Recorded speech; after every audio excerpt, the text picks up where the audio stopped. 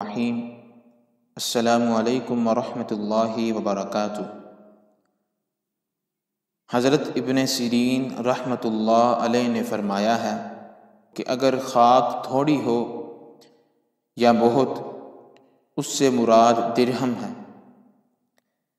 اگر دیکھے کہ گھر میں خاک ہے تو یہ اس بات کی دلیل ہے کہ اسی قدر درہم پائے گا اور اس کو بغیر رنج کے ملیں گے، اور اگر دیکھے کہ خاک پر چلتا ہے یا کھاتا ہے یا جمع کرتا ہے تو یہ سب مال کی دلیل ہے۔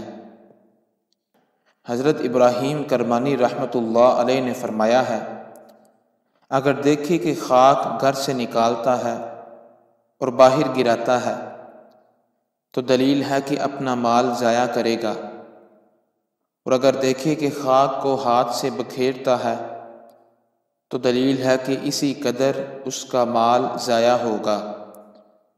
اور اہل تعبیر نے بیان کیا ہے کہ مال سے تہی دست ہو جائے گا۔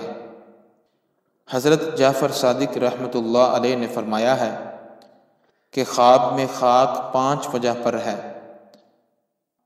نمبر 1 مال، نمبر 2 منفعت، نمبر 3 شغل، نمبر 4 بادشاہ